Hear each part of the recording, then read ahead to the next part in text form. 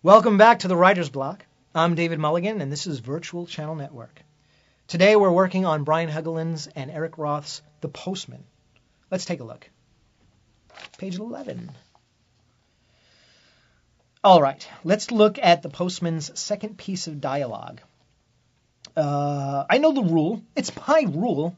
Avoid civilization at all costs. But we got to eat, don't we? As Bill brays again, that's his donkey, or mule. I think it's a mule. The postman leads the mule. Yeah, it's a mule. I'm sorry. As Bill brays again, what are you so worried about? What are you so worried about, Bill? All you got to do is stand there. I'm the one with all the lines. He's talking to a mule. And, of course, we don't know this yet. This is very cryptic. And we're like, what is he talking about? And why is he talking to the mule like that? I love this. This is the essence of a really good story, when you are given information about what's coming, but you don't know what it is, and you can't imagine what it is. Can you imagine that what he's talking about is doing Shakespeare on stage for food with his mule playing along, that he's trained? Great stuff, you know. So, you know, take a look at that, and take a look at what Brian and Roth, or just Brian, who knows, what they've done with it. And it's really nice, and you should, take inventory of whether your scripts has something of that sort of stimulating essence of what's to come. Cool. 12. At the top, we see the postman grabs two wooden swords. He knows it's going well. See how we step aside. We don't know exactly how Kevin Costner is going to portray that, or whatever actor is going to do it, but I like it in here. Not to say that it's directing or not directing. Of course, sometimes you can, write something in the script and you're stepping on the director's toes, or you're stepping on the editor's toes, or the director of photography toes when you write stuff in here, because you don't give them the option to do something else. Does it have to cut there? Does it have to cut that way?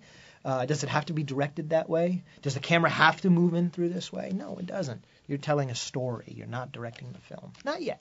Not yet. I don't want to discourage you from your dreams, So, okay. So, yeah, so take that into account, that you can do those kinds of things if it's effective, and read this script and see if it's effective for you, and see if you can do it too.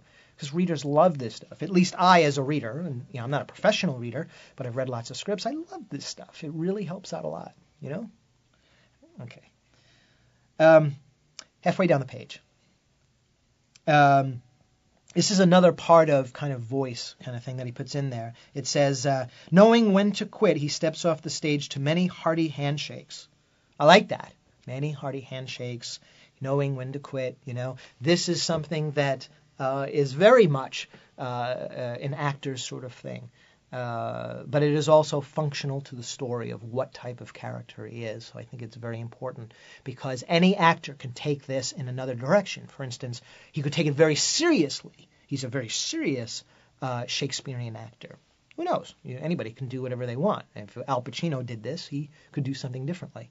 But in this case, the story is structured in such a way to show that he's not. He's just trying to survive, and he just has this little bit of knowledge and talent to use to just get fed, There's a big difference, and I think it's done very well. Right underneath that, you will see Woody watches his every move.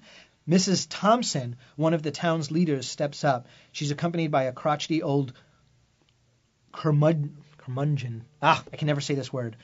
Curmudgeon. I don't know. Whatever. You know what the word is. You're reading it. It's up there. Larry. Okay.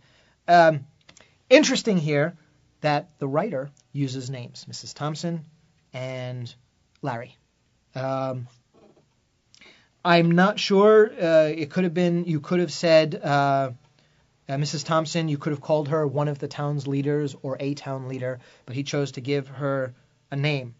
And I believe that he gives her a name is because later on he comes with mail for her. I think so. I'm pretty sure.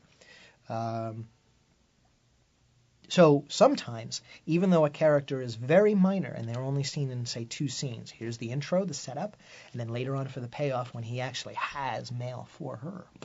That's good stuff. And in that case, yes, you should put the character's name because it's the name that is the tie-in, her name. The other one, Curmudgeon, can't say the word. It's terrible. Larry.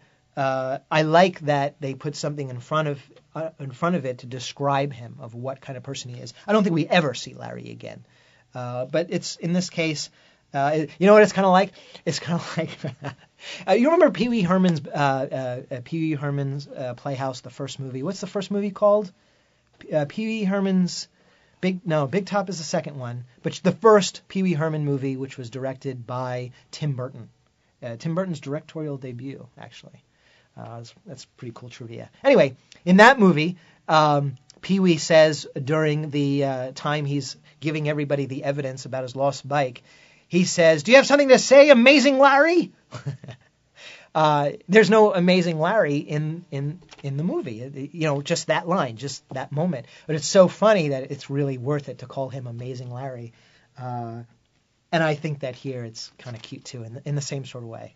Instead of Amazing Larry, it's whatever. Well, that's it for this episode of the Writers Blocs. Thanks for joining me. I'm David Mulligan.